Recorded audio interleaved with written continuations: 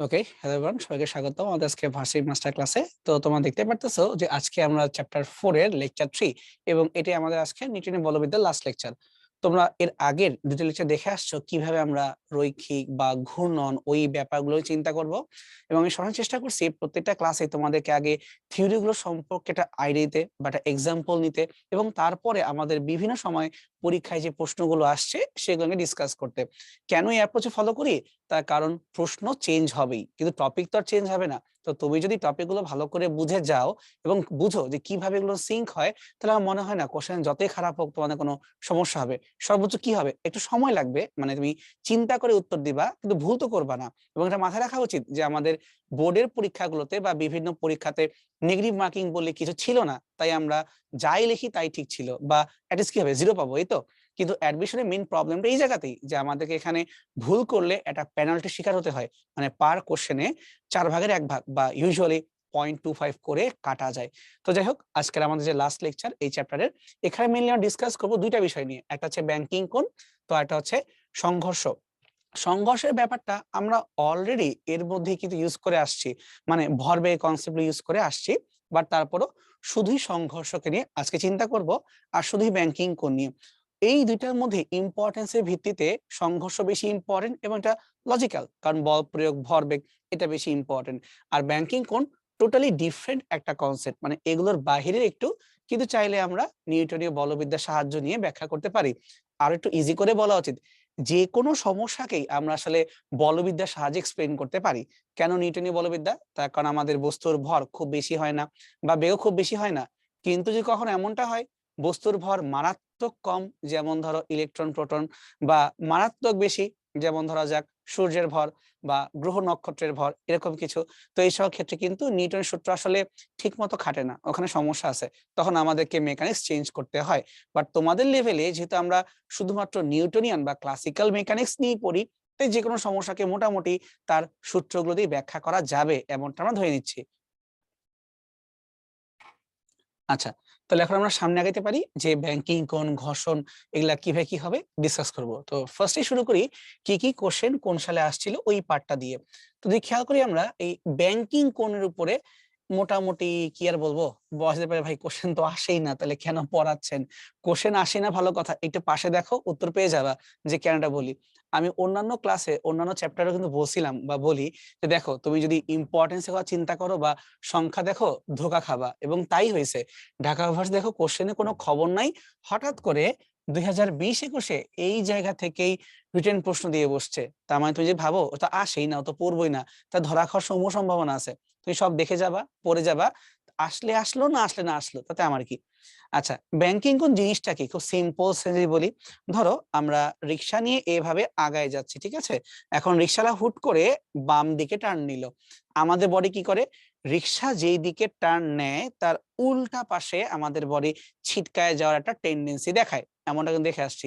বা ধরো বাইকের কথা বলি, সাইকেলের কথা বলি, যে সাইকেল বাইক দিয়ে আমরা সোজা ড্রাইভ করতেছি, কোনো সমস্যা নাই, যখনই আমরা কোনো বামে বা ডানে যে কোনো একদিকে টার্ন নেওয়ার চেষ্টা করি, আমাদের কিন্তু বডি সোজা থাকে না, বডি কিন্তু বাঁকায় ফেলতে হয়। এগুলো এক্সট্রিম কেস তুমি দেখছো F1 রেস গুলোর মধ্যে, মোটোজিপি রেস গুলোর মধ্যে, যখন বাইকার গুলো টার্ন নেয় পারলে মাটির সাথে শুয়েই পড়ে, একদম বাঁকায় যায়, দেখলে মনে হয় যে শুয়েই গেছে, স্লাইড করতেছে। এত বেশি বাঁকায় কেন যায়? দেখতে ফ্যান্সি লাগে, বাট ব্যাপারটা কিন্তু আসলে স্টাইল না, ব্যাপারটা হচ্ছে সেফটির জন্য তাকে বাঁকাইতেই হবে। সে যদি অত বেশি বাঁকায় না যায়, তখন তার বডি ছিটকায় উড়ে যাবে, এটা কিন্তু তার মৃত্যুর কারণও হতে পারে। তার মানে এই যে বাঁকায় যাওয়ার ব্যাপারটা, এটা অ্যাকচুয়ালি সেফটির জন্য সে করতেছে। সেম কনসেপ্ট তাহলে আমরা তো গাড়ির ক্ষেত্রে বা রিক্সার ক্ষেত্রে ভাবতে পারি। যদিও রিক্সা এত জোরে যাচ্ছে না, তো রিক্সাকে চিন্তা করা বাদ দেই, গাড়ির কথা বলি।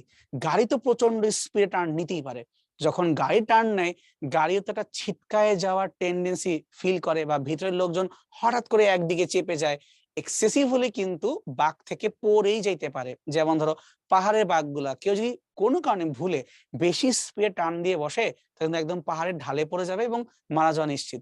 এই প্রবলেমগুলো থেকে বাঁচার জন্য যে কাজটা করা হয়, রাস্তাকে মডিফাই করা হয়।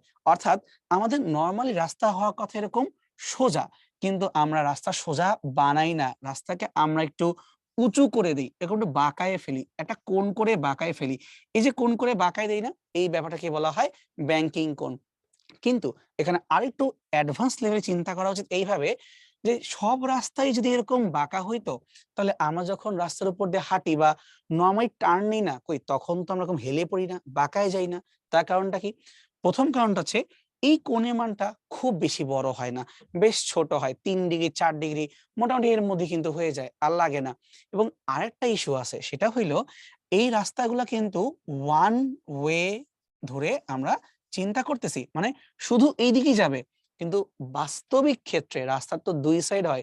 টু ওয়ে হয় না? মানে ধরো ২ টা লেন মিন করি নাই। আমি ধরো দিক মিন করছি। যে ডিভাইডার দিয়ে এক সাইড দিয়ে গাড়ি এভাবে যাচ্ছে, তো আরেক সাইড গাড়ি কিন্তু আসতেছে। টু ওয়ে, এটা হবে টু ওয়ে। আর ধরো শুধু একদিক যদি যাইতো, লেন যতগুলোই হোক, ওটাকে বলতাম আমরা ওয়ান ওয়ে। মানে যখন রেসিং গুলা হয়, এগুলো ওয়ান ওয়ে। কিন্তু বাস্তবিক জীবনে ওয়ান ওয়েও হতে পারে, টু ওয়েও হতে পারে। নরমালি টু ওয়ে হয়। মানে এইভাবে যাওয়াও যায়, উল্টা পাশ দিয়ে আসাও যায়। তা তখন আমি রাস্তা কিভাবে বাঁকাবো? তখন তো গন্ডগোল হয়ে যায়। এইযে তখন যে কাজটা করা হয়, রাস্তার মাঝখানে জায়গাটাকে একটু উঁচু করে দেওয়া হয়। সো বাম সাইড থেকেও এই যে একটু অ্যাঙ্গেল করে উঁচু করে দিলাম। ঠিক একইভাবে ডান সাইড থেকেও একটু অ্যাঙ্গেল করে উঁচু করে দিলাম। অর্থাৎ এখানেও থিটা কোণ থাকলো, এখানেও কিন্তু আমাদের থিটা কোণ থাকলো। ২ টাই থাকলো। কথা বুঝতে পারছি? মানে আমরা যাওয়ার সময়ও ব্যাংকিং কোণ পাবো, ওই দিক থেকে আসার সময়ও ব্যাংকিং কোণ পাবো। এই বিষয়টাকে বলা হয় ক্রাউন। ওই যে বলে না রাজা-রানীর মুকুট, মাথার ক্রাউন এরকম উঁচা করে দেওয়াকে ক্রাউন বলে। তো এই বিষয়গুলো আমরা কভার করি না। মানে আমাদের ফিজিক্স বইয়ে ২ টা পার্ট দেওয়া নাই। শুধুমাত্র একটা ফান্ডামেন্টাল বিষয়কে বুঝাইছে। আমরা এটা বুঝলেই খুশি। পরে যখন তুমি অ্যাডভান্স লেভেলে যাবা, আরো বড় হবা, তখন তুমি ওগুলা পড়বা। এখন আপাতত দরকার নাই। কিন্তু এটার পেছনে খুব সুন্দর একটা ব্যাখ্যা আছে যে কেন ২ পাশেই আমাদের উঁচা করে দিতে হয়। ধরো বৃষ্টির পানি। উপর থেকে যখন বৃষ্টি পড়বে, তখন বৃষ্টি পড়ার পরে এই ক্রাউন থাকার জন্যই বা রাস্তা উঁচা হওয়ার কারণে পানিগুলো এইভাবে এসে এই সাইড দিয়ে কিন্তু চলে যাবে। এবং তোমার দেখার কথা রাস্তাগুলোতে যে এই সাইড থেকে এরকম ছোট্ট ড্রেনের মতো করে কিন্তু তৈরি করে দেওয়া থাকে। বড়, বড় যে রোডগুলো এরকম হালকা করে একটু ড্রেনেজ সিস্টেম দেওয়া থাকে। হ্যাঁ, সব শহরে সব জায়গায় পাবো না। কারণ আমাদের দেশ আসলে এত উন্নত না। তো চেষ্টা করে অনেকগুলো রাস্তাতেই এরকম করার চেষ্টা করা আছে। বা এটলিস্ট হাইওয়ে গুলোতে চেষ্টা করা আছে যে পানি আসছে যেন ২ সাইড দিয়ে সরে যায়, যেন রাস্তাটা বেঁচে যায়। ঠিক আছে? একটু চোখ নাক খোলা রাখলেই তুমি দেখতে পারবা এটা রাস্তাতে দেখা যায়, কিন্তু কার্ভটা খুব বেশি হয় না, তাই অত বেশিও চোখে পড়ে না। আমি ড্রয়িংটা এক্সেসিভ করে করছি তোমাকে বোঝানোর জন্য। চলো এবার আমরা আমাদের সিলেবাসে ব্যাক করি আবার। এগুলা হলো বাস্তবিক কথাবার্তা। তাহলে আমরা যদি এই জিনিসটাকে একটা সুন্দর নরমাল ফিগারের মধ্যে আনতে চাই, সেটা হচ্ছে এই যেটা রাস্তা দেখো, এটাকে র‍্যাম্প বলা যেতে পারে। এরকম বাঁকা করে চলে গেছে। মোটর রেসিং এর যে তোমার ট্র্যাক গুলা বা F1 রেসের ট্র্যাক গুলো দেখবা একটু কেমন যেন বাঁকা থাকে রাস্তাগুলো, উঁচা, উঁচা থাকে। এটার কারণটা হচ্ছে এই গাড়িগুলার বেগ মারাত্মক বেশি হয়। এইজন্য এই কোণগুলাকেও মারাত্মক বেশি দিতে হয়। ঠিক আছে? বুঝলাম। কিন্তু ও যখন এরকম ঘুরে আসতেছে, ও লিটারেলি এরকম একটা বৃত্তাকার পথ বা একটা সার্কেল পথকে মাথায় রেখে ঘুরে আসতেছে। এই সার্কেলটা বুঝি কিভাবে? এটা বুঝি এভাবে, এই রাস্তাটা কিন্তু বৃত্তাকার পথের কোনো অংশ না। জাস্ট ও যেই পয়েন্টটাতে আছে বুঝায় বলি, এই গাড়িটা যেই পয়েন্টটাতে আছে, তো সেই পয়েন্ট থেকে কোনো একটা দূরত্ব, একটা ব্যাসার্ধ মেইনটেইন করে এরকম একটা কার্ভ নিয়ে ও ঘুরে যাবে। তার মানে এইটা হচ্ছে সেই কার্ভ যেটা আমি চোখে দেখতেছি না, বাট আমি যদি চাই একটা সেন্টারকে ধরে এই কার্ভটাকে ডিফাইন করতে পারি। এই কার্ভের উপরেও ঘুরে আসে। এটা বোঝার জন্য আমাদের একটু ছোটখাটো রাস্তার থিমটা বোঝা দরকার। যেমন ধরো, যদি আমরা তোমাকে এটা বুঝাই, নরমাল রাস্তা থেকে তুমি উঠে যাবা ফ্লাইওভারে। একবার চিন্তা করো তো, নরমাল রাস্তা থেকে ফ্লাইওভার তো বেশ উঁচু হয়। তো তুমি কি ডাইরেক্ট এক লাফ মেরে উঠে যাও? তা তো উঠো না। তোমার এখানে আস্তে, আস্তে রাস্তার সাথে ধীরে, ধীরে, ধীরে, ধীরে, ধীরে, ধীরে তোমাকে উঠানো হয়। তার মানে নরমাল রাস্তা থেকে ফ্লাইওভার পর্যন্ত উঠার সময় তুমি কিন্তু একটা কার্ভ ফলো করে এভাবে সেফলি উপরে উঠো। আবার নামার সময়ও কিন্তু কার্ভ ফলো করে সেফলি নামো। কারণ হুট করে উঠলে, হুট করে নামলে অ্যাক্সিডেন্ট হতে পারে।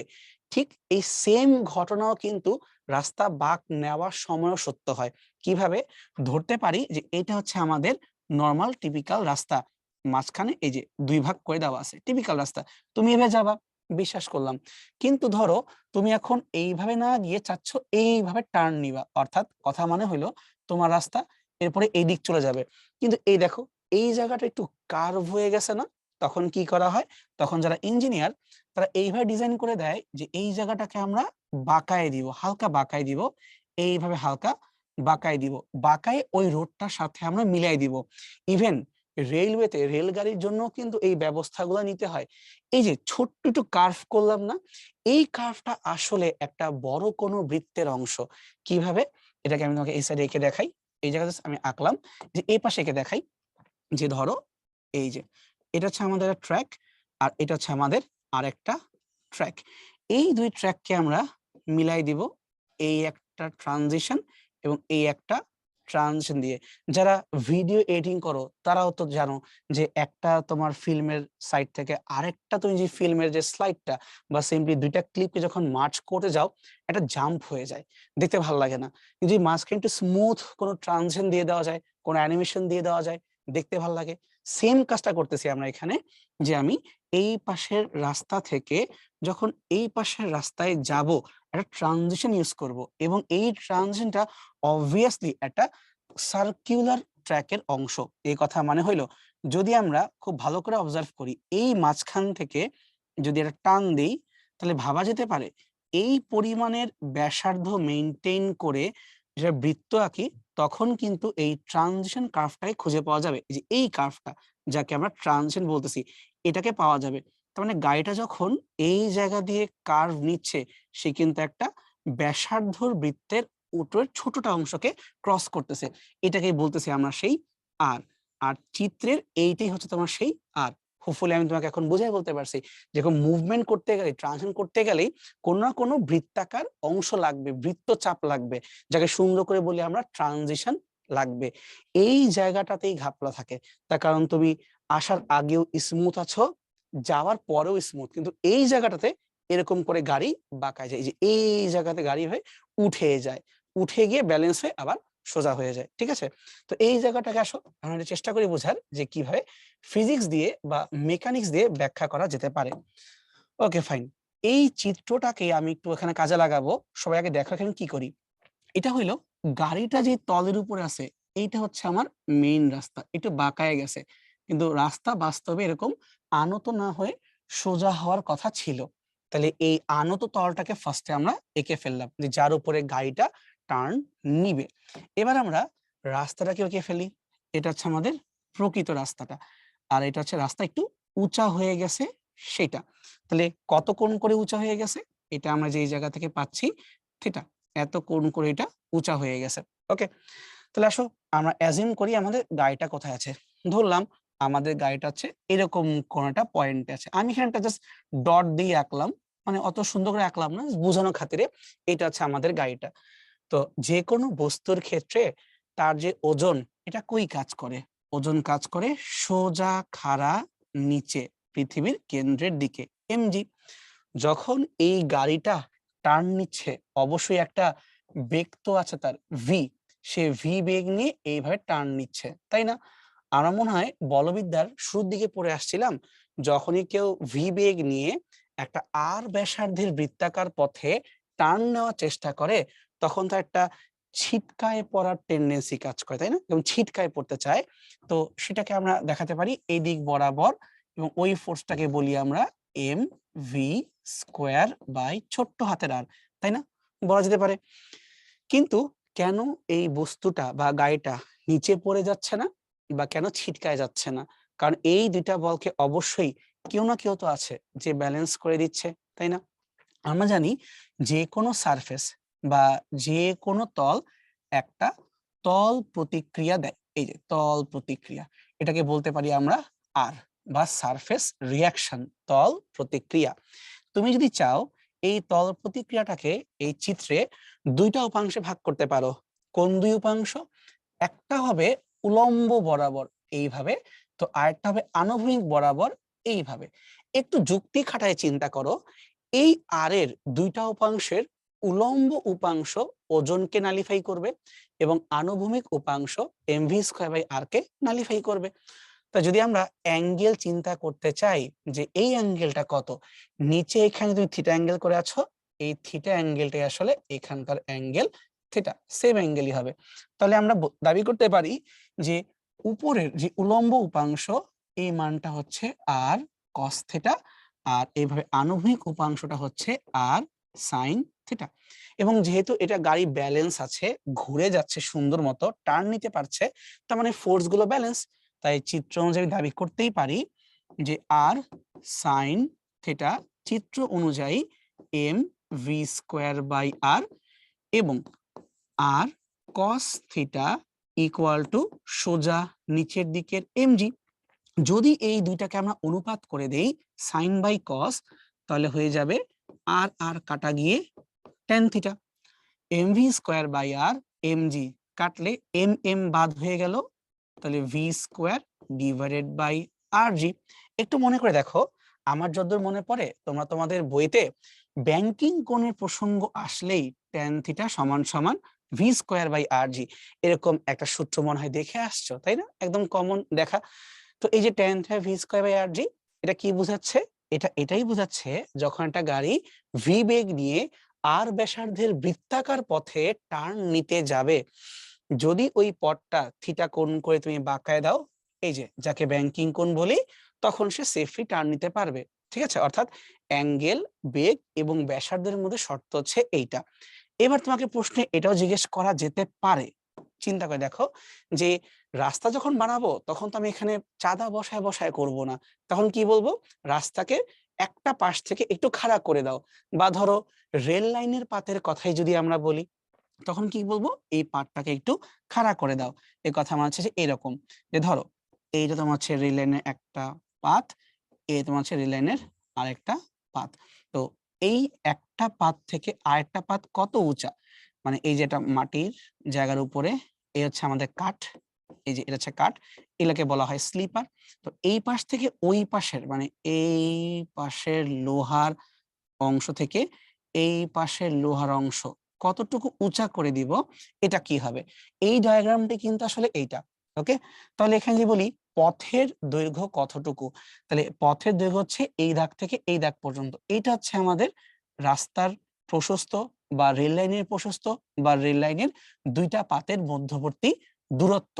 আমরা চাইলে চিত্রে এই পয়েন্টটাকে আর এই পয়েন্টটাকে ধরতে পারি, এই বিন্দুকে ধরলাম এ, এটাকে ধরলাম বি, অর্থাৎ রাস্তা হওয়ার কথা ছিল এইটা এ আর এইটা বি, এইভাবে।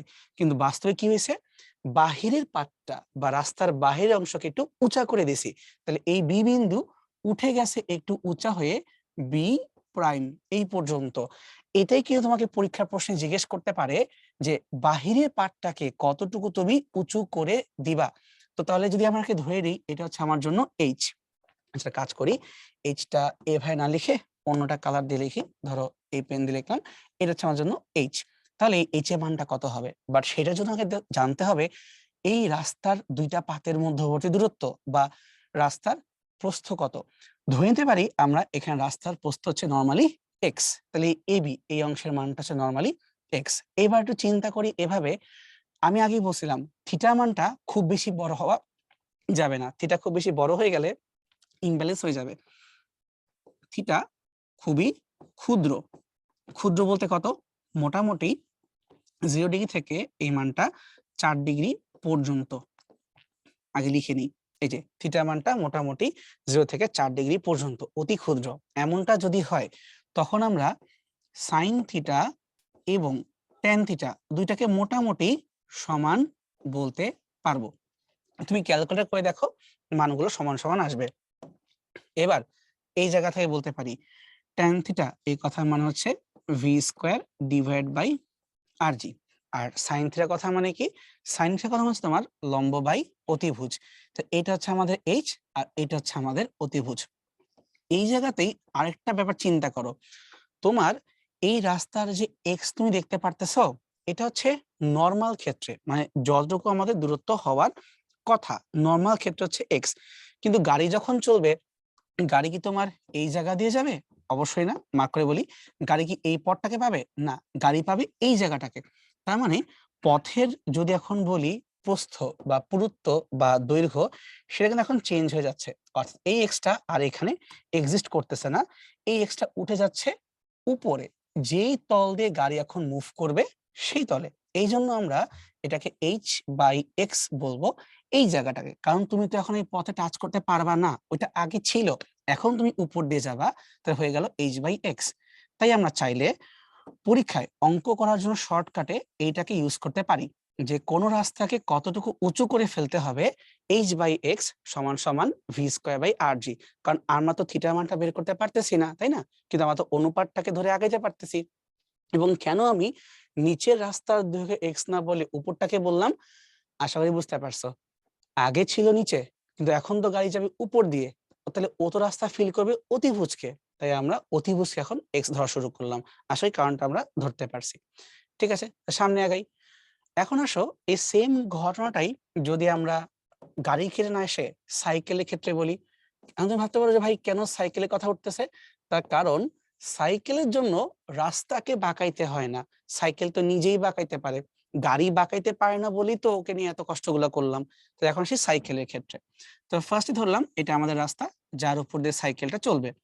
সাইকেলের যে চাকা ওইটাকে ধরে নিচ্ছি আমরা এইভাবে। নরমালি চাকা কেমন হওয়ার কথা? সাইকেল যখন একটা লোক উপরে বসে চালাবে, সাইকেলের চাকা মানুষের বডি কি সোজা এরকম হওয়ার কথা না?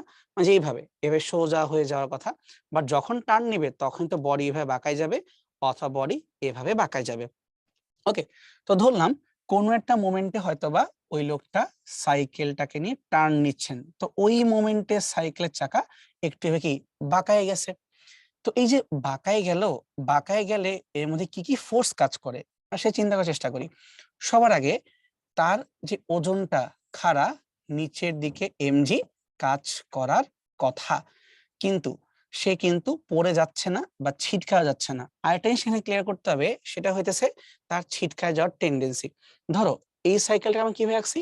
এই পাশে বাঁকা আঁকছি। তার মানে ধরো তোমার দিকে যদি সে আসতে থাকে এবং সে এইদিকে বাঁকায় যায়, এইদিকে বাঁকানো মানে কি? তার ছিটকায় পড়ার টেনডেন্সি এই দিক বরাবর। তাহলে আমাদের এখানে যখন চাকাটাকে আমরা সোজা না করে এভাবে বাঁকায় ফেলতেছি, তাহলে আমরা ধরতেছি সে অ্যাকচুয়ালি বাম দিকে বা তোমাদের ডান দিকে টার্ন নিচ্ছে। তা আমাদের ছিটকায় পড়ার টেনডেন্সি আছে হাতের এই দিক বরাবর, তাই না?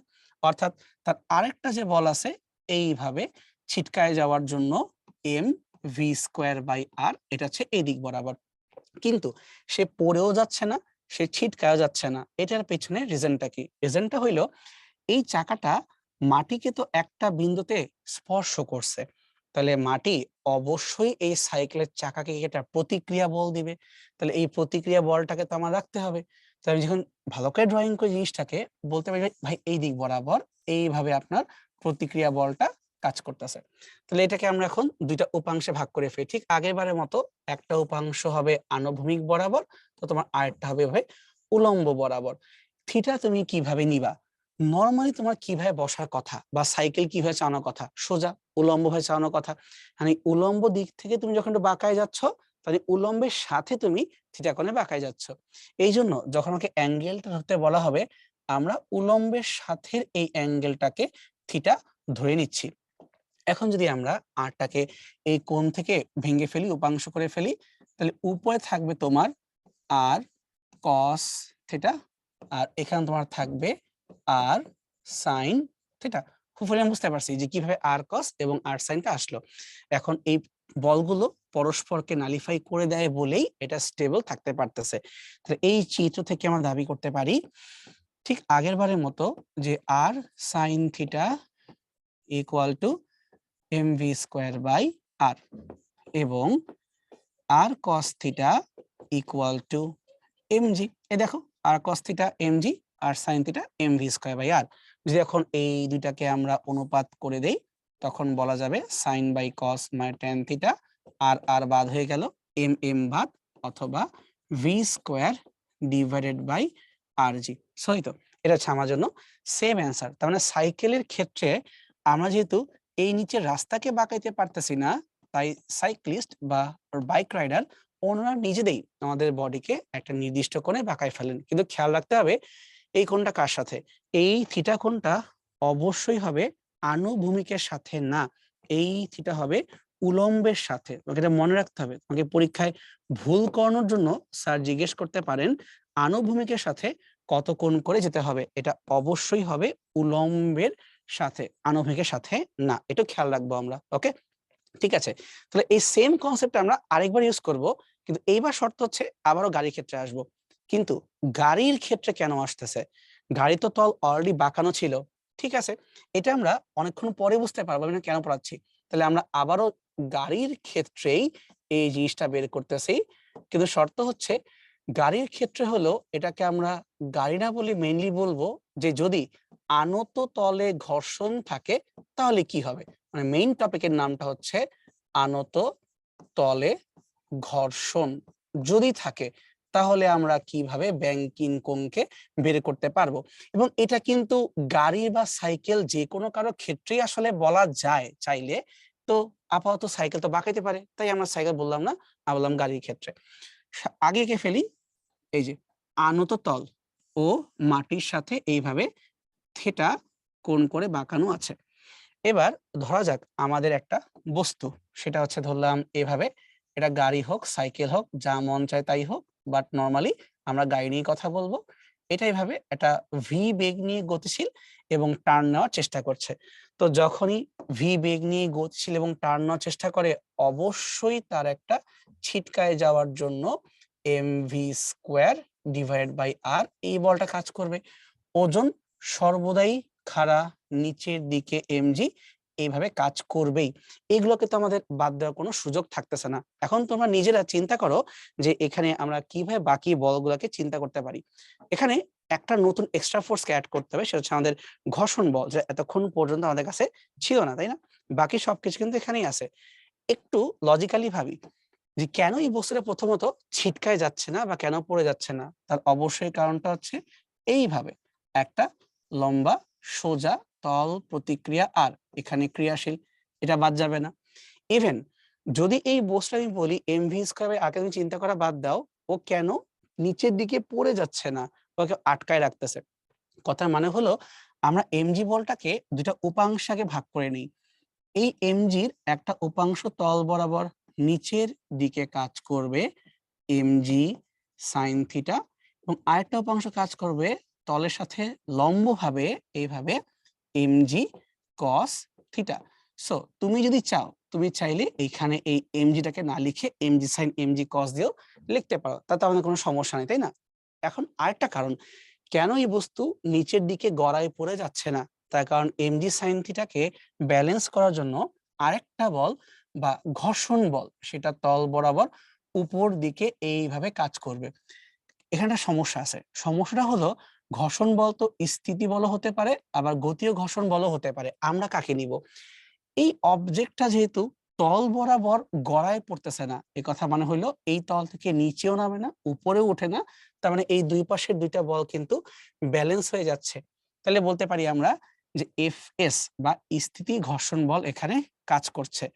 এই চেহারা দেখে আমরা অন্তত যেই দাবিগুলো করতে পারি সেটা হচ্ছে এফএস সমান সমান এমজি সাইন থিটা এটা হওয়া উচিত, এবং আর সমান সমান এমজি কস থিটা এটা কিন্তু আমাদের হওয়া উচিত।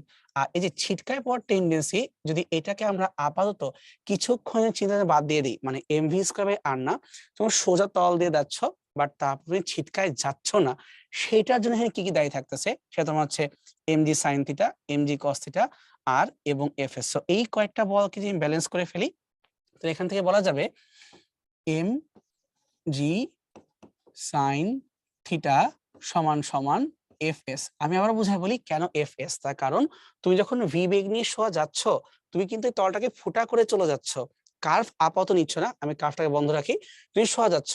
তো তোমার ওজনের নিচে একটা উপাংশ কাজ করতেছে এমজি সাইন থিটা, এবং তার ঠিক উপরে বিপরীত দিকে একটা ঘর্ষণ স্থির ঘর্ষণ বল কাজ করতেছে, যার জন্য তুমি পড়ে যাচ্ছ না। আমরা চাইলে এফএস কে আবার লিখতে পারি মিউ এস ইনটু আর, চাইলে আমরা এভাবে লিখতে পারি। আর এখান থেকে দেখতে পারতেছি আবার যে এই আর এর যে ভ্যালু সেটা হচ্ছে এম জি কস থিটা। তাহলে প্রথম লাইন থেকে আমরা লিখতে পারি যে এম জি সাইন থিটা সমান সমান mu S into M G cos theta. আমরা একটা অনুপাত করে ফেলি এমজি সাইন আর এমজি কস কে, এমজি এমজি কাটাকাটি হয়ে গেল, তো পড়ে থাকলো ট্যান থিটা সমান সমান মিউ এস।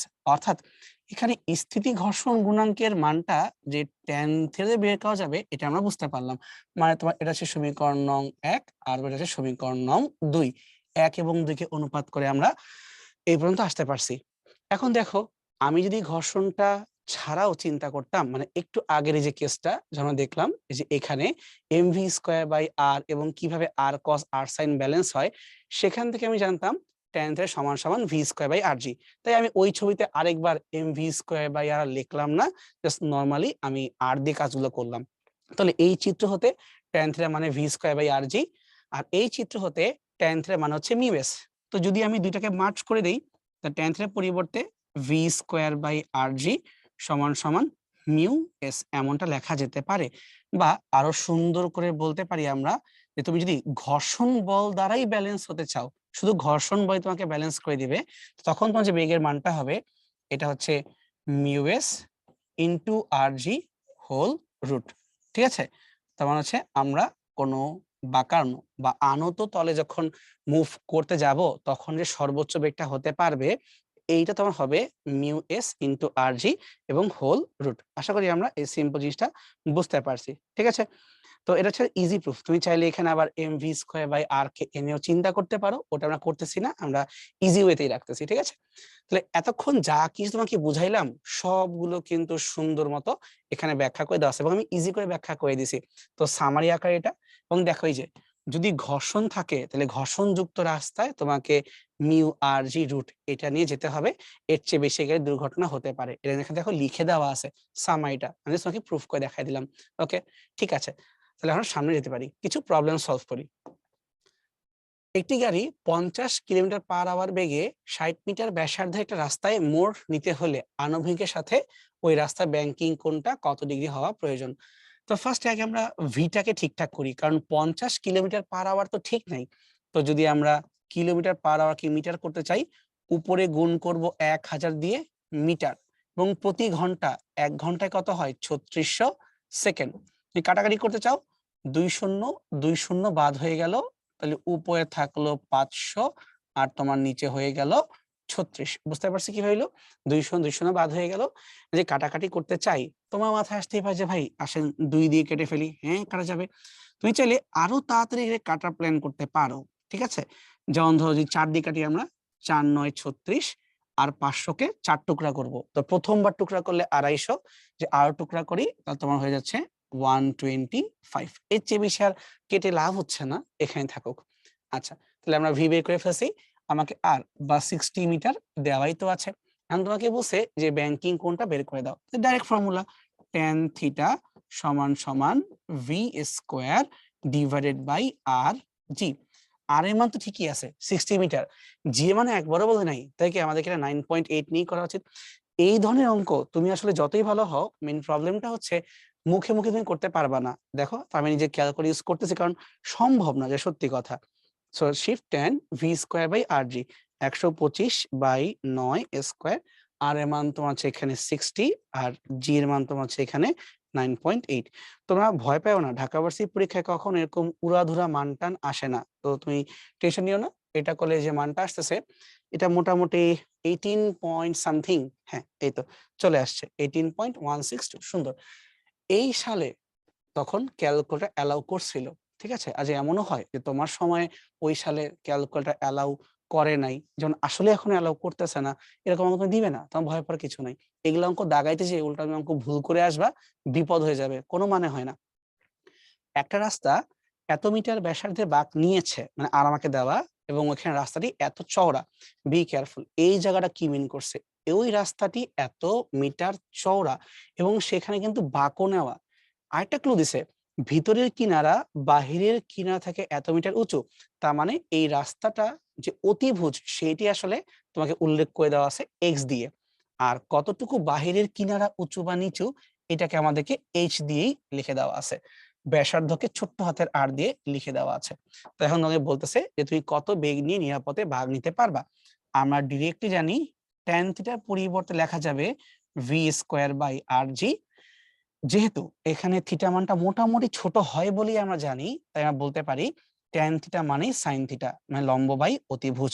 লম্ব বলতে বুঝবো এখানে আমরা এই কিনার ওই কিনার থেকে কত উঁচা, ডিভাইড বাই রাস্তা যে চওড়া বা সিম্পলি অতিভুজ।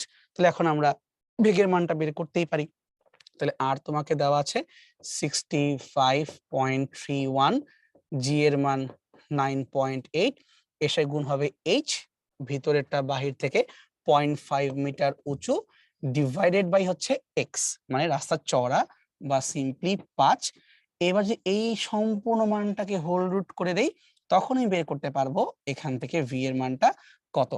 এটা দেখো, এটাও মুখে মুখে করতে গেলে অবস্থা খারাপ হয়ে যাবে, কিন্তু গেস করা যাবে কিভাবে, কারণ 0.5 কে 5/10 বলা যায়। এই 5 কিন্তু কাটাকাটি যাবে, আর নিচে শুধুমাত্র একটা 10 পড়ে থাকবে। সো 0.5 কে 5 দিয়ে কাটলে একটা 10 পড়ে থাকে। 9.8 কে মোটামুটি 10 বলা চলে। সো 9.8 আর এই 10 কে কাটা যেতে পারে। এবার 65 কে রুট করতে হবে। সেফটির জন্য কমায় নাও, তুমি 64 ধরে নাও, তাহলে কি 8 8 64, তাহলে আমাদের উত্তরটা 8 থেকে একটু হলেও বেশি কেউ আসতে হবে। সো এইটা মুখে মুখে করা যাবে। সো এটা অ্যান্সার আসলো 8.3। সো ক্যালকুলেটর অ্যালাউ না করলে, বাট এই টাইপ অঙ্ক দিলে ওগুলো আমরা করব, আদারওয়াইজ দরকার নেই করা। ঠিক আছে, সামনে আগাই। এবার দেখো ঢাকা ইউনিভার্সিটি 2020-21 প্রবলেম। একটু আগেই বলতেছিলাম না যে তুমি কিভাবে আনত তলে ঘর্ষণ ইউজ করলে অঙ্কগুলোকে করবা, এই সেই অঙ্ক যা রিটেন পরীক্ষায় আসছিল। কোশ্চেন ভালো করে পড়ি। একজন বাইসাইকেল আরোহী, তো বাইসাইকেল বলছে নাকি গাড়ি বলছে সেটা আমাদের দেখার বিষয় না, সমতল বক্রপথে ভি বেগে ভ্রমণ করছে, সাইকেলের চাকা এবং পথের মধ্যকার স্থিতি ঘর্ষণ গুণাঙ্ক। তুই অলরেডি বুঝে গেছো যে স্থিতি ঘর্ষণ গুণাঙ্ক দেওয়া মানেই আমাকে ঘর্ষণ যুক্ত রাস্তা ভাবতেই হবে। সাইকেলের উপর ক্রিয়াত বল সমূহের নাম লেখো। এই যে এইটা সুন্দর প্রশ্ন, যে কি কি বল কাজ করে এগুলো লেখো। যে তুমি যে থিওরি পড়ে আসছো, স্যার এখান থেকেই বুঝতে পারবে। তো কি কি বল কাজ করবে, তোমার ওজন কাজ করবে, প্রতিক্রিয়া বল কাজ করবে, ঘর্ষণ বল কাজ করবে, এগুলোই তো। আচ্ছা, আর যদি বেগের মানটা 10 হয়, তাহলে মিনিমাম কত ব্যাসার্ধের বৃত্তাকার পথে সে ভ্রমণ করতে পারবে বের করো। তাহলে ডাইরেক্ট আমরা সূত্র ইউজ করতে পারবো, ওই যে tan থিটা সমান সমান V square by R G, আর এটা সমান সমান ডিরেক্টলি তোমার হচ্ছে মিউ এস। তাহলে তার যে কি বের করতে বলছে, সর্বনিম্ন কত ব্যাসার্ধের বৃত্তাকার পথে। আর তাহলে ভি স্কোয়ার সমান সমান মিউ এস ইন্টু আর জি, আমার এখান থেকে দরকার আর এর মানটাকে বের করা। তাহলে আমরা লিখতে পারি আর সমান সমান V square divided by mu S into G, এটা বসাই দিব, অঙ্কটা হয়ে যাবে। তাহলে ভি এর মান কত আছে আমাদেরকে, 10 মিটার পার সেকেন্ড বা simply 100, divide by mu S আমাদেরকে দেওয়া আছে 0.5। আর প্রশ্নে কোথাও জি এর মান আমাদেরকে 10 লিখে দেয় নাই, তাহলে আমরা 10 নিব না, এটাকে আমরা 9.8 দিয়েই ধরে নিব। ঠিক আছে, তাহলে এখন দেখো এটা কাটাকাটি কিভাবে করতে পারি। 0.5 কে হাফ না বলে উপরে তুমি চাইলে 200 লিখতে পারো, অথবা তুমি চাইলে উপরে 100 থাকুক, নিচে 9.8 অর্ধেক করলে 4.9, তুমি এভাবেও লিখতে পারো, একই কথা। উপরে 100 আর নিচে মোটামুটি 5 মানে কি 20। তাহলে আমাদের ব্যাসার্ধের মানটা রাফলি 20 মিটারের মতো হতেই পারে, কেউ তোমাকে মানা করে নাই, শেষ হয়ে গেল। এইটা বোঝানোর জন্যই যে এইটা একটা শর্টকাট আছে, ডাইরেক্ট ইউজ করা যায়, তখন আমরা প্রুফটা করে আসছিলাম। আশা করি আমরা পুরো জিনিসটা বুঝতে পারছি। ঠিক আছে, সো থিওরি ভালো করে না পড়লে বিপদ আছে। আচ্ছা, ক্রিয়াত বল সময়ের নাম এটা বলা হয়নি, এটা হচ্ছে মুখে বলতেছিলাম যে তোমার এখানে সাইকেলের ওজনটা আছে, তোমার এখানে সাইকেলের মাটির সাথে ঘর্ষণ বলটা কাজ করতেছে, তোমার এখানে আবার প্রতিক্রিয়া বলগুলো আছে। এই তো মোটামুটি এই কয়েকটা লিখলেই হবে, কারণ বাকিগুলো এটার সাথেই জড়িত। ঠিক আছে, আচ্ছা। ও ভালো কথা, এখানে তো তোমাকে একটু ঝামেলা পাকাইছে, এখানে টোটাল ক্রিয়াত বলের কথা বলে নাই, এখানে বলছে যে সাইকেলের উপরে ক্রিয়াত বলের নামগুলো বলো। যে এরকমটা হয়, সাইকেলের উপরে কিন্তু ওজন কাজ করে না, এটা খেয়াল করে ছিল, কারণ সাইকেলের ওজনটা হবে না, সাইকেলের উপরে ঘর্ষণটা কাজ করবে রাস্তার, এবং প্রতিক্রিয়া বলটা কাজ করবে। একটু জিনিস খেয়াল করার দরকার আছে, কথায় কথায় ফাঁক ফোকর থাকে ফিজিক্সে, এগুলা খেয়াল করতে হয়। সাইকেলের উপর বই দিছে, এটা একটু মার্ক করে রাখলাম, যে কেন আমি হুট করে ওজনটাকে বাদ দিলাম, আসলে তুমি বুঝতে পারছো, এটা হচ্ছে কারণ। ঠিক আছে, চলো সামনে যাই। এবার যাবো আমরা সংঘর্ষ, এটাকে বলতে পারি বেশ ভালো ইম্পর্টেন্ট, এটাতে তুমি যতই কম দেখাক না কেন, আমি বলবো ভাই এটা মারাত্মক ইম্পর্টেন্ট। যেমন ধরো জাহাঙ্গীরনগর ইউনিভার্সিটি 2021-22 এখানে দিছে, সংঘর্ষে যাওয়ার আগে একটা বিষয় চিন্তা করা দরকার। যেমন ধরো যদি এই দুটো বস্তুকে আমি পরস্পরের বিপরীত দিক থেকে ছুঁড়ে মারি তখন কি হবে, এসে বাড়ি খাবে, এবং বাড়ি খেলে দেখো সাউন্ড হয়, কিন্তু শুনতে পারার কথা যে আমার মাইক্রোফোন থেকে রিসিভ হওয়ার কথা, সাউন্ড হচ্ছে কিন্তু। তার মানে সাউন্ড যে উৎপন্ন হইলো, এটা কি এক প্রকার শক্তি না? যখন সংঘর্ষ হচ্ছে, সাউন্ড উৎপন্ন হচ্ছে, মানে একটা তোমার শক্তিতে রূপান্তর কিন্তু হয়ে গেছে। এই জিনিসের মাথায় রাখো। এবার তুমি চিন্তা করো, যখন রাস্তায় একটা সাইকেল এবং ধরো রিক্সার মধ্যে ধাক্কা লাগবে, তখন কিন্তু তাদের শুধু শব্দ উৎপন্ন হচ্ছে তা না, ওখানে কিন্তু দেখার কথা ট্যাপ খেয়ে যায়, রিক্সা ট্যাপ খেয়ে যায়, বা ধরো একটা গাড়ির সাথে একটা মোটরসাইকেল লাগলো, গাড়ি ট্যাপ খেয়ে যায়। তার মানে সাইজ কিন্তু নষ্ট হয়, সাইজ চেঞ্জ হয়। এই প্রবলেম গুলো কিন্তু তোমার দেখার কথা, মানে কমন সেন্সেই মাথায় আসা কথা। ফিজিক্সে যখন আমরা সংঘর্ষের কথা বলতেছি, এইটার উপর বেস করে দুইটা ঘটনা ঘটতে পারে। একটা হচ্ছে যে শক্তিকে সংরক্ষিত রাখবা নাকি রাখবা না। যদি শক্তি সংরক্ষিত হয় তাহলে এটাকে বলি আমরা স্থিতিস্থাপক সংঘর্ষ। আমি দেখলাম শক্তি সংরক্ষিত। কোন শক্তি? আর একটু সুন্দর করে বলা উচিত গতি শক্তি, কারণ সে কি একটা গতি নিয়ে এসে ধাক্কা দিল। যে গতিশক্তি সংরক্ষিত হয় তখন তাকে বলা হয় ইলাস্টিক অথবা সিম্পলি স্থিতিস্থাপক সংঘর্ষ। আর যদি ইন ইলাস্টিক বা অনেকে বলে নন ইলাস্টিক এরকমটা হয়, মানে অস্থিতিস্থাপক সংঘর্ষ, তখন গতি শক্তি সংরক্ষিত নয়, তখন হয় এইটা। তুমি ভাবতে পারো যে ভাই সংঘর্ষ আসলে তো আমরা ভরবেগ নিয়ে কথা বলি, ভরবেগ নিয়ে কথা বলবেন না? অ্যাকচুয়ালি সংরক্ষিত গতিশক্তি হোক আর নাই হোক, উভয় ক্ষেত্রেই মানে যে কোনো টাইপের ঘর্ষণের ক্ষেত্রে মনে রাখতে হবে ভরবেগটা সংরক্ষিত। ভরবেগ নিয়ে কোনো ইস্যু না, ভরবেগ অলওয়েজ সংরক্ষিত। তোমাদের কোনো জটিল প্রবলেম দিলেও এই এতটুকু কথা যদি মনে রাখতে পারো, তাহলে মোটামুটি আমরা যে কোনো ম্যাথই সলভ করে ফেলতে পারবো। সো ভরবেগ অলওয়েজ সংরক্ষিত, এটা মনে রাখবো। ঠিক আছে, সামনে আগাই। দেখো এখানে আমরা শুরুতে একমাত্রিক সংঘর্ষ নিয়ে কথা বলতেছি। এই পুরা জিনিসটা কি সুন্দর করে লিখে দেওয়া আছে, যে তুমি যদি এভাবে চিন্তা করো, দুইটা বস্তু এইভাবে এসে সংঘর্ষ করতেছে একই সরল রেখায়, এবং সংঘর্ষ হওয়ার পরেও একই সরল রেখায় তারা চলে গেল। বা এভাবে ভাবতে পারো যে একটা ধরো সাইকেল যাচ্ছে, তার পিছন থেকে একটা রিক্সা আসছে, রিক্সা এসে ধাক্কা দিয়ে দিল। অর্থাৎ তারা কিন্তু একই দিকে যাচ্ছিল, বাট ধাক্কা লাগলো, তারপরেও তারা একই দিকে যাচ্ছে। এটাকে আমরা একমাত্রিক সংঘর্ষ বলতে পারি। একই রেখায় হইতে হবে, এই কথাটা মনে রাখতে হবে। তাহলে এটা মার্ক করে দেই, যে যখনই তুমি দেখবা যে দুইটা বস্তুর বেগই একই সরল রেখায় সীমাবদ্ধ থাকবে, সংঘর্ষের আগেও সংঘর্ষের পরেও, তখন তাকে বলি আমরা একমাত্রিক সংঘর্ষ। আর যেরকমটা না হয় তখন তাকে বলতে পারি আমরা দ্বিমাত্রিক সংঘর্ষ। সংঘর্ষকে দুই ভাগে ভাগ করা যায়, স্থিতিস্থাপক এবং অস্থিতিস্থাপক। কিসের ভিত্তিতে? এটা আমরা একটু আগে কিন্তু তোমাকে বলে আসছিলাম। তাহলে আমরা মনে রাখবো, সংঘর্ষ যেমনই হোক না কেন আজীবনই একটা কথা সত্য হবেই, সেটা হবে ভরবেগ m1u1 plus m2u2 m1v1 plus m2v2, এই কথার মধ্যে কোনো ঘাপলা হবে না, এটা আজীবন সত্য কথা। আর গতিশক্তি হবে কি হবে না এইটা ডিপেন্ড করে, মানে half M U square half M V square এটা ইকুয়াল থাকবেও কিনা, এইটা ডিপেন্ড করতেছে তুমি কোন ধরনের সংঘর্ষ নিয়ে কথা বলো সেটার উপরে। এখন দেখো একটু আগে যখন আমরা এই দুটা কলমকে বাড়ি দিলাম তখন কি শব্দ উৎপন্ন হইলো না?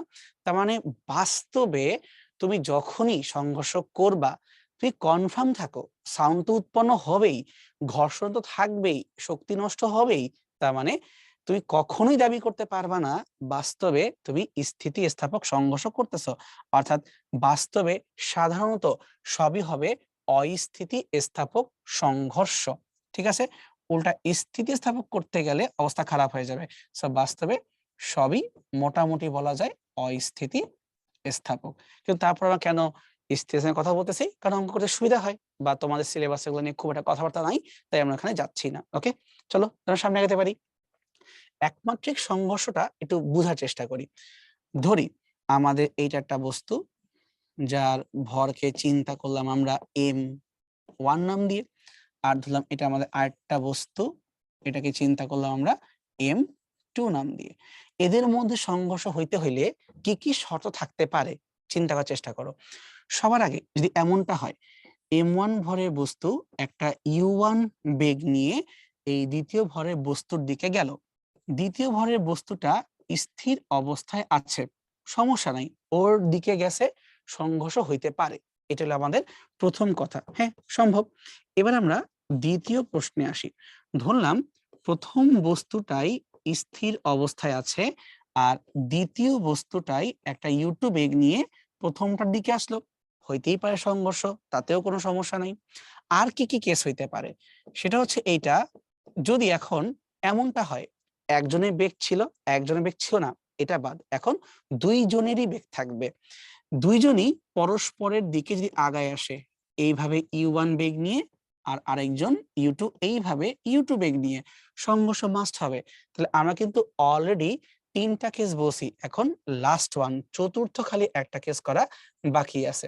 আচ্ছা, সেটা হচ্ছে আমরা কাজ করি, এটাকে মুছে এই জায়গাতে লিখে দেই। সেটা হচ্ছে এইভাবে, যদি এমনটা হয় ফোর্থ কেসে, নাম্বার 4, যে কোনো একটা বস্তু আরেকটা বস্তুর দিকে যখন যাচ্ছে, যে পিছনে তার বেগটা বেশি, এই কথা মানে হইল, ধরো u1 বস্তুটা মানে m1 বস্তুটা u1 বেগ নিয়ে ডান দিকে যাচ্ছে আর দ্বিতীয় যে বস্তুটা m2 এটা u2 বেগ নিয়ে যাচ্ছে, কিন্তু কোনো কারণে যদি এমনটা হয় পিছনে যে আছে তার বেগটা বেশি, তখন যে তোমার সংঘর্ষ হওয়া পসিবল, আদারওয়াইজ এটা পসিবল না। তাই বলতে পারো টোটাল আমরা এখানে 4টা কেস দেখতে পারছি যে কিভাবে বেসিক্যালি একমাত্রিক এই সংঘর্ষগুলো হতে পারে। এই 4টা কেস আমরা এখানে মাথায় রাখলাম। আচ্ছা, এইবার এই 4টা কেসকে আমরা স্পেশাল ওয়েতে সাজাবো। আমি একটু পরেই বলতেছি কিভাবে, তাকে লিখে রাখি 1 2 3 4। সেটা হইলো, আগে সূত্রটা বলে নিই। এটা এরকম, আমরা জানি একমাত্রিক সংঘর্ষের ক্ষেত্রে m1 u1 plus m2 u2 সমান সমান হচ্ছে m1 v1 plus m2 v2, ভরবেগ সংরক্ষিত এমনটা। এবং যেহেতু আমরা স্থিতিস্থাপক বলে ফেলছি, এই কথা মানে গতিশক্তি চিন্তা করি, হাফ m u স্কোয়ার যোগ হাফ m ইউ স্কোয়ার। দুইটা বস্তুর ক্ষেত্রেই আদি গতিশক্তি সমান সমান দুইটার ক্ষেত্রেই হাফ এম ভি স্কোয়ার যোগ হাফ এম ভি স্কোয়ার। দুইটারই গতিশক্তি শুরুতে এবং শেষে সংরক্ষিত হইতে হবে। এত কিছু লিখতে গেলে পরীক্ষার হলে তুমি শহীদ হয়ে যাবা। এই দুইটাকে কম্বাইন্ড করে আমরা একটা ফর্মুলা বানাইতে পারি, কিন্তু শর্ত হচ্ছে স্থিতি স্থাপক হইতে হবে, নাহলে কিন্তু হবে না। স্থিতি যদি হয় তখন আমরা চাইলে এত কষ্ট না করে ইজি করে শেষ বেগের মানটা বের করতে পারি। তো যখন বের করব মনে রাখবো পদ হবে দুইটা, এটা একটা পদ এবং তার সাথে এটা আর একটা পদ। পদ যেইটাই হোক সব সময় নিচে দুইটা ভরকে যোগ করবা, m1 plus m2, m1 plus m2, এটা হবে। এখন উপরে কি হবে এইটা ডিপেন্ড করবে কারটা জানতে চাও। যেমন তুমি এখানে v1 প্রথমটার বেগ জানতে চাচ্ছ, তাই প্রথমটার ভর থাকবে আগে, তারপরে বাকি সবকিছু সেম, m1 মাইনাস m2। তুমি প্রথমটার ক্ষেত্রে শেষ বেগ জানতে চাইছো, তাই তুমি দিবা এখানে u1, অর্থাৎ যারটা বের করতে চাচ্ছ তার ভর থেকে বিয়োগ করবা, তার আদি বেগটাকে গুণ করবা।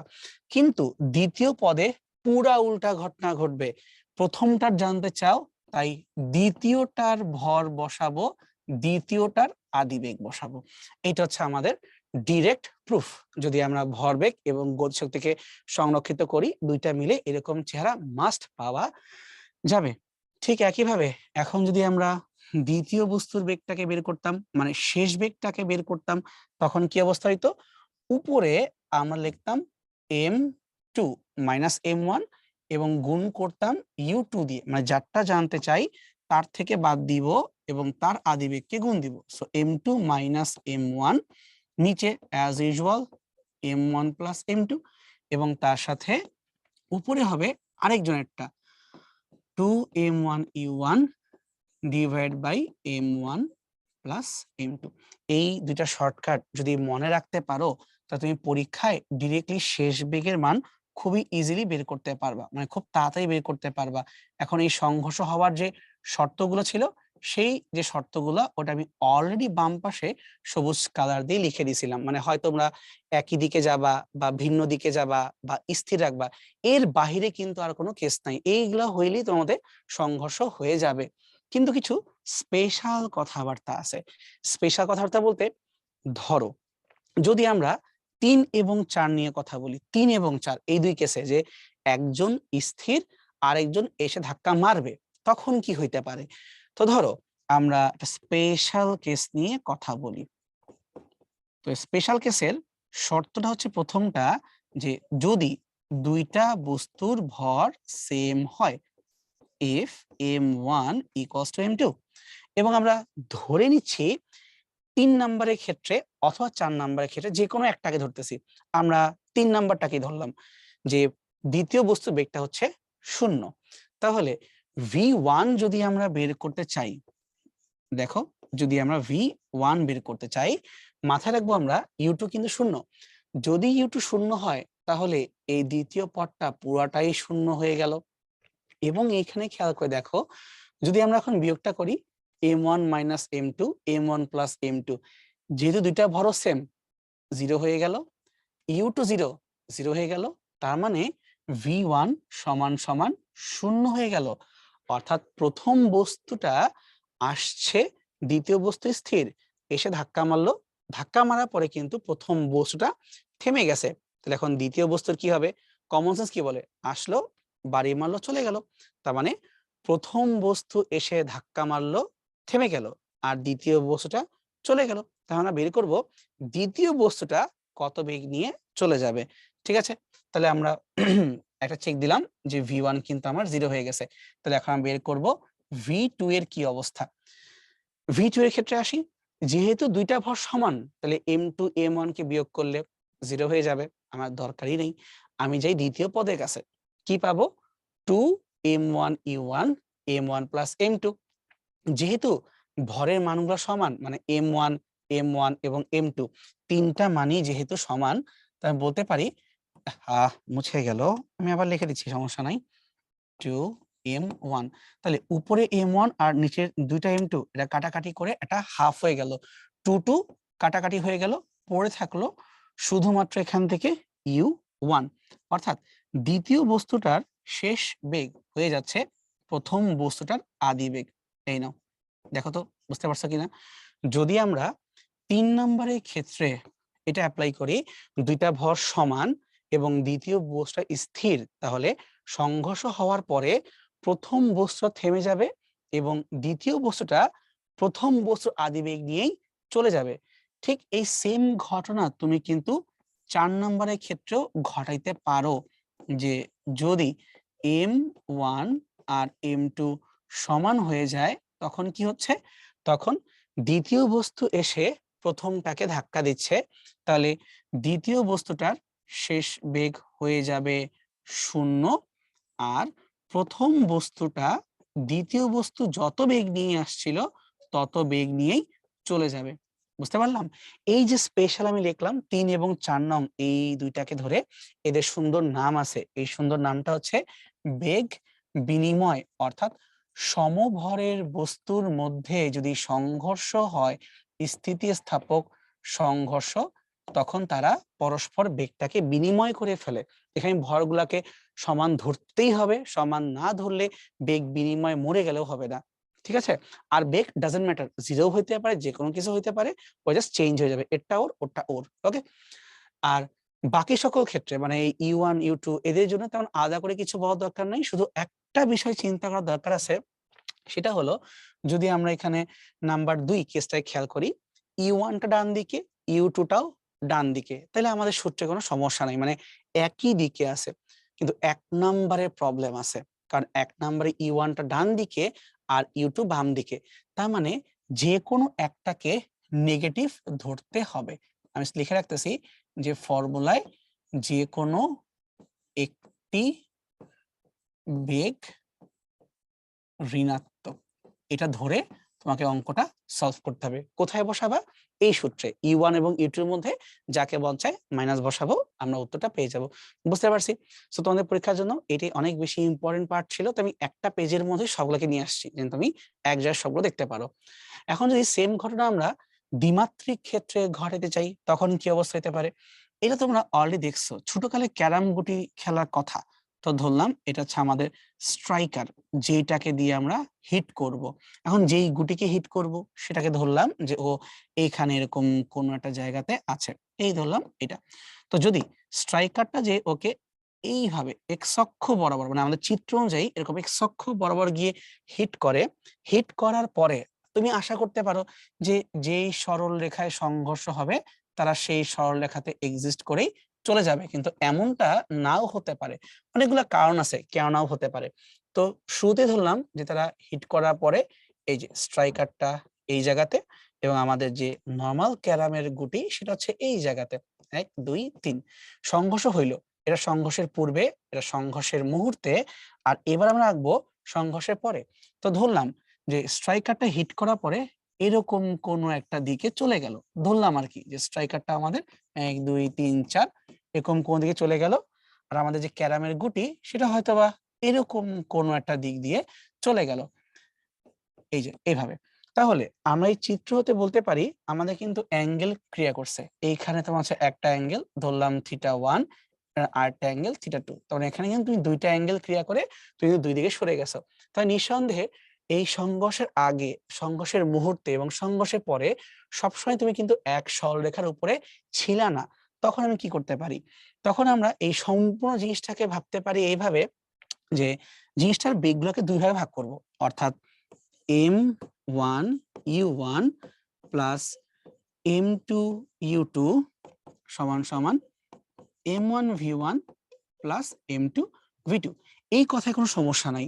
সমস্যা যেখানে হবে সেটা হচ্ছে দিক নিয়ে। আমরা এখানে দিকটাকে দুই ভাগে ভাগ করে ফেলবো। একবার হবে u1x u2x v1x v2x, অর্থাৎ ভরের তো আর কোনো ডিরেকশন হয় না, বাট বেগগুলা একবার সব বসাবো এক্স অক্ষকে ধরে ধরে। তো আরেকবার বসাবো m1 m2 কে y অক্ষ ধরে ধরে, কারণ এখানে আমরা দ্বিমাত্রিক নিয়ে কথা বলতেছি, আমরা কিন্তু ত্রিমাত্রিক নিয়ে কথা বলতেছি না। তাহলে m1 u1 plus m2 u2 সমান সমান m1 v1 plus m2 v2। Main লেখায় কোনো প্রবলেম নেই, প্রবলেম হলো সাথে এখন u1y u2y v1y v2y, অর্থাৎ যে অক্ষে আছে তাকে সেই অক্ষে বসাই দিব। তাহলে একটা হবে আমাদের এক্স অক্ষ বরাবর এবং আরেকটা আমরা পাবো ওয়াই অক্ষ বরাবর।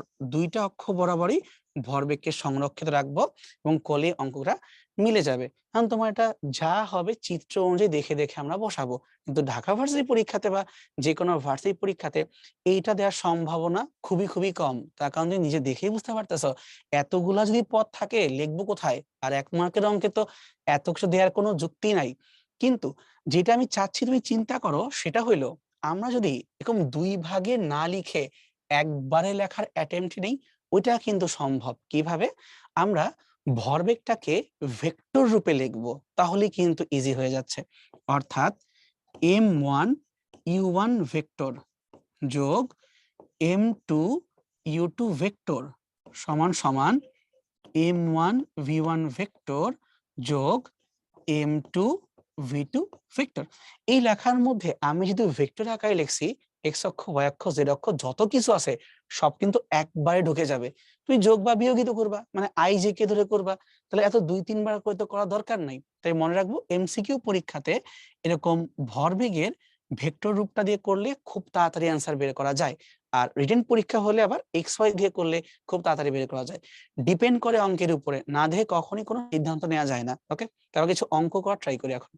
এতক্ষণ যেই কথাগুলো তোমাদেরকে আমি বুঝাই বলছি সবগুলাকে এখানে সামারি করে এই যে স্পেশাল কেসের আন্ডারে লিখে দেওয়া আছে, তুমি যেন একবার দেখতে পারো। আমরা এই 3 নাম্বার কেসটাকে নিয়ে অনেক কথা বলছিলাম যে ভর যদি সমান হয় তখন তাদের মধ্যে বেগ বিনিময় হয়। এটা নিয়ে আমি একদম তোকে লিখে লিখে বুঝাই বলছিলাম, কিন্তু স্পেশালের যে প্রথম দুইটা কেস এটাকে আমি তখন লিখি নাই, এখন তোকে মুখে বুঝাই বলতেছি।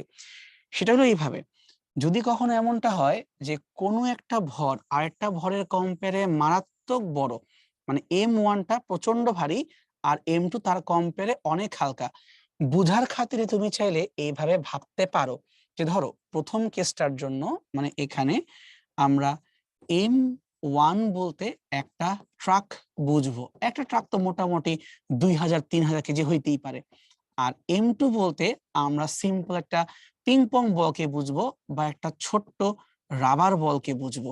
এবার তুমি চিন্তা করে দেখো তো, ট্রাকের কম্পেয়ারে এই রাবার বলটা কি অনেক হালকা, এবং U10, তার মানে ট্রাকটা কেমন আছে? ট্রাকটা স্থির অবস্থাতে আছে, ট্রাকের কিন্তু কোনো নড়াচড়া নাই। এইবার তুমি যদি একটা পিং পং বল বা রাবার বলকে, এই দেখো এখানে U2 কিন্তু উল্লেখ করা নাই, তার মানে এই রাবার বলটাকে একটা U2 বেগ নিয়ে ছুঁড়ে মারো, তোমার যা মন চায় তুমি যেই বেগ দিয়ে মারবো। এবার কমন সেন্স ভাবো তো, ট্রাককে যদি রাবার বল দিয়ে ছুঁড়ে মারি, ট্রাকের কিছু যাবে আসবে? কিছুই যাবে আসবে না। তার মানে ট্রাকটা শুরুতেও স্থির ছিল, পিং পং বলের সাথে সংঘর্ষ হওয়ার পরেও ট্রাকটা স্থির থাকবে, কোনো নড়াচড়াই করবে না। এই জন্য V1টা হবে 0। কিন্তু যদি বলি পিং পং বলের কি অবস্থা হবে, এ যত স্পিড নিয়ে যাবে বাড়ি খেয়ে আবার অত স্পিডেই ব্যাক আসবে। তার মানে পিং পং বলের শেষ বেগ হবে আদি বেগেরই সমান, কিন্তু ঋণাত্মক চিহ্ন বিশিষ্ট, অর্থাৎ একই বেগ নিয়ে উল্টা পাশে ফেরত আসবে। এই জন্য পিং পং বলের বেগ হবে আদি বেগের মানের সমান, বা দিক হবে উল্টা। বুঝছি? ঠিক একইভাবে এখন যে আমরা চাই, তাহলে দ্বিতীয় কেসটাকেও জাজ করতে পারি। দ্বিতীয় কেস দেখো তো কি হয়েছে, দ্বিতীয় কেসটাতে উল্টা, এবার M1 মারাত্মক ছোট আর M2 মারাত্মক বড়, এক্স্যাক্টলি উল্টা হয়ে গেল।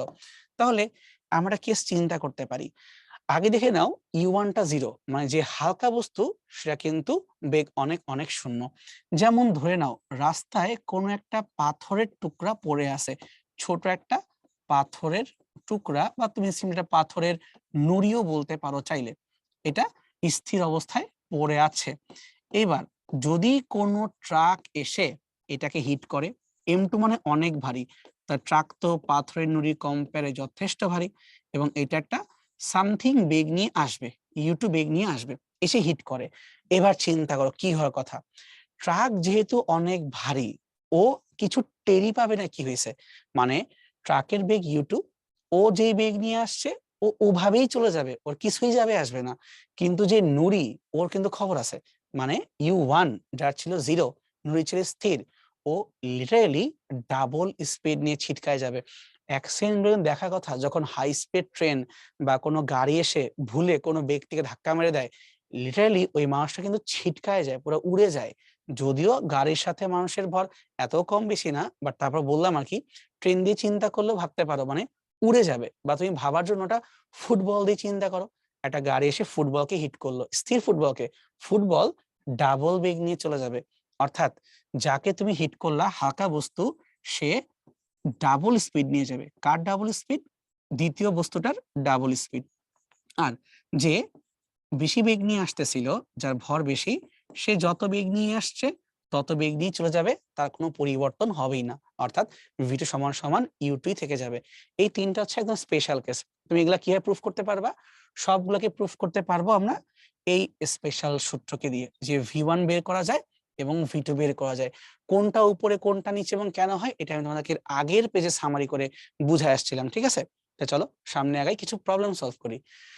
40 এবং 60 কেজি ভর দুটা বস্তু 10 এবং 5 বেগে পরস্পরের বিপরীত দিকে, এই যে এখানে সমস্যা, পরস্পরের বিপরীত দিকে, তার মানে একজনকে প্লাস বললে আরেকজনকে মাইনাস বলতে হবে। তাই ধরলাম 10 metre per second positive, 5 metre per second negative, একে অপরকে ধাক্কা দিল এবং বস্তুদ্বয় একত্রে যুক্ত হয়ে কত বেগে চলবে, মিলিত বেগ বের করতে বসে। এটা হলে ইজি।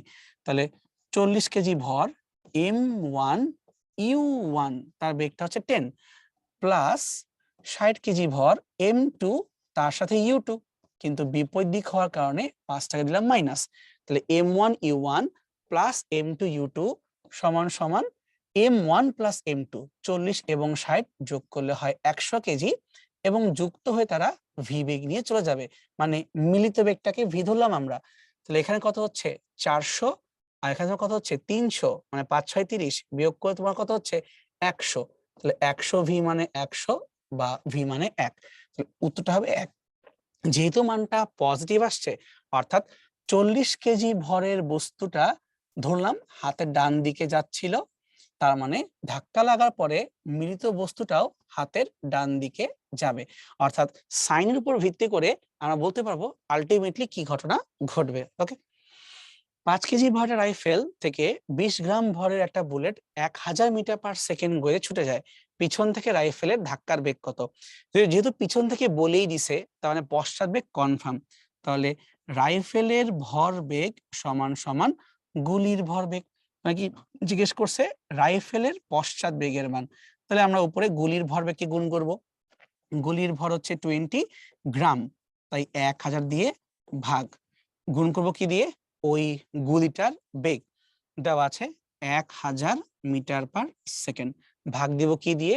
রাইফেলের ভর দেওয়া আছে 5 কেজি, তাহলে 1000 1000 ক্যান্সেল হয়ে গেল এবং 4 5 20, তাহলে বেগটা পাওয়া গেল 4 মিটার পার সেকেন্ড। সো আচ্ছা, answer B 4 metre per second. 4 KG ভরের একটা বস্তু 2i + 3j metre per second বেগে এবং 6 কেজি ভরের অপর একটা বস্তু -4i - 6j বেগে চলাকালীন সংযুক্ত হলে তাদের একত্রে কত বেগে চলার কথা? মানে মিলিত বেগ, এটা আমরা কনফার্ম, কিন্তু প্রবলেমটা কোথায় দেখো?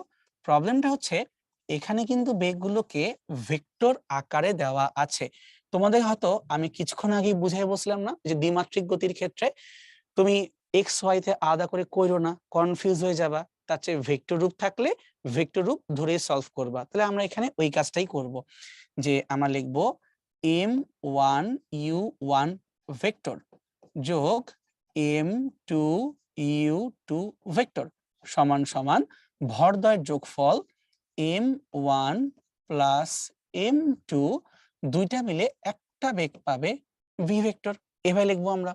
তার মানগুলো বসাই, m1 হচ্ছে 4 আর e1 হচ্ছে এইটা, তো যদি 4 দিয়ে গুণ করি, 4 2 8, 8i, 3 4 12 j, এখন তার সাথে যোগ করতে হবে আমাদের m2u2, তাহলে 6 কেজি আর তোমার 4, 4 6 কত হয়? 24, কিন্তু -24i, এখানকার 6 ওইখানকার 6, 6 6 36 -36 j সমান সমান ভরদ্বয় যোগফল 4 কেজি 6 কেজি মানে তোমার হচ্ছে 10 কেজি, তার সাথে ফাইনাল বেগ। একটু যদি যোগ বিয়োগ করা যায়, এখানে 8i 24i, তাহলে কত হয়? -16, 10 দিয়ে ভাগ করলে -1.6i, 12 জে 36 জে, তাহলে -24, 10 দিয়ে ভাগ করলে -2.4 J equal to V vector. তাহলে আমরা কিন্তু ভেক্টর বের করে ফেলছি, -1.6 আর -2.4। সমস্যা হইল যে আমার তো এখানে এ বি সি ডি কোথাও তো আই জে দিয়ে দেওয়া নাই, মান দিয়ে দেওয়া। তাহলে আমরা জানি ভেক্টরের মান বের করতে হয় উপাংশগুলোকে স্কোয়ার করে যোগ করতে হয়, তাহলে 1.6 আর 2.4 স্কোয়ার করে যোগ করে রুট দিব। তুমি ভাবতে পারো ভাই মাইনাস গুলা কই গেল? দরকার নেই তো, কারণ মাইনাস কে স্কোয়ার করলে প্লাসই তো হয়, তাই না? সমস্যা কি? এখন যদি বলো ভাই এটাও বুঝছি কিন্তু মান বের করবো কেমনে, এটা আসলে প্যারা হয়ে যাবে। মানে 1.6 আর 2.4 এগুলাকে তুই যে বের করতে যাও, মুখে মুখে করা যাবে না তা না, প্রচুর সময় যাবে। তার চেয়ে আমরা একবারে করে ফেলি, 1.6 আর তোমার হচ্ছে 2.4 স্কোয়ার করলাম, করে রুট দিলে মানটা আসে 2.88। কোথায়? অ্যান্সারের সাথে 2.88। তুমি নিয়মটা বুঝে রাখো, তুমি এখানে মান নিয়ে কনফিউজ হইও না। ওকে, এবার যাই আমরা জাহাঙ্গীরনগর ইউনিভার্সিটি 17-18 প্রবলেমে। 90 কেজি ভরের একটা গাড়ি 10 মিটার পার সেকেন্ড বেগে বিপরীত দিক থেকে আসা, এই যে দিক চেঞ্জ হয়েছে, বিপরীত দিক থেকে আসা 30 কেজি ভরের আরেকটা গাড়িকে ধাক্কা দিয়ে বসে। সংঘর্ষের পর গাড়ি দুটি থেমে গেলে দ্বিতীয় গাড়ির গতিবেগ কত ছিল? বা তোমাকে বেসিক্যালি ইউ2 বের করতে বলা হচ্ছে, তাই না? তাহলে আমরা লিখতে পারি m1 u1 plus m2 u2 সমান সমান m1 plus m2 into V. আমি বলতে পারো ভাই এটা কি করলেন, m1 প্লাস m2 কেন করলেন? মানে আমাকে বলছে যে গাড়ি দুইটি থেমে গেলে, তাহলে আমি যদি একে একটা বস্তু ধরে থামাই দেই কোনো সমস্যা নাই, বা যদি m1 v1 m2 v2 ধরি, তাতেও সমস্যা নাই, তার কারণ থেমেই তো গেছে। তা আমি জাস্ট লিখলাম একত্রিত করে, ঠিক আছে, Just লেখার জন্য। অথবা সেফটির জন্য কাজ করি, এভাবে লেখার দরকারই নেই, যেহেতু থেমেই যাবে তাহলে পরে কিছু থাকবেই না, কোনো ঝামেলাই পাকাই নেই, দরকার নেই। এখন তাহলে আমরা কি জানি, পক্ষান্তর করব, পক্ষান্তর করলে আমাদের ইউ2 এর মানটা বের হয়ে যাবে। তাহলে ইউ2 সমান সমান আসবে m1u1 ডিভাইডেড বাই m2 এবং একটা ঋণাত্মক চিহ্ন, তার কারণ ও তো উল্টা পাশ থেকে আসবে, তাই তো আমার অঙ্কটা মাইনাস সহই উত্তর আসার কথা, লজিক্যাল, সমস্যা নাই। তাহলে m1 বাই m2 অনুপাত করি, m1টাকে 90 কেজির আমার গাড়ি, আর m2 কে দ্বিতীয়টা 30 কেজি ভরের আরেকটা গাড়ি। প্রথম গাড়িটার বেগ কত, 90 কেজি ছিল, 10 দিলাম আমরা 10, তাহলে গুণ করলে কত হয়, 3 3 9, তাহলে -30। তাহলে উত্তরটা হচ্ছে -30। কিন্তু আমরা কেন একটা অপশনও মাইনাস পাচ্ছি না, কারণ প্রশ্নে আগে থেকেই বিপরীত দিকটা বলাই ছিল, তাই আমি শুধুমাত্র মানটাকে পিক করব, আমার মাইনাসের দরকার নাই। ওকে, আর যে মাইনাস থাকতো প্রশ্নে আর এখানে বিপরীত দিক উল্লেখ করা না থাকতো, তখন উত্তরটা -30 হইতো। ওই দেখে শুনে চিন্তা করবা কি দেওয়া উচিত। তাহলে আজকে আমাদের মোটামুটি এই জায়গা পর্যন্তই ছিল। আশা করি আমি বুঝতে পারছি। সো প্রতিবারের মতো এই কথা, যে বাসায় ভালো করে নিজে প্র্যাকটিস করব, তাতেই হয়ে যাবে। আর ভয় পাওয়ার কিছু নাই। ওকে, থ্যাংক ইউ এভরিওয়ান। আজকে মতো বিদায়।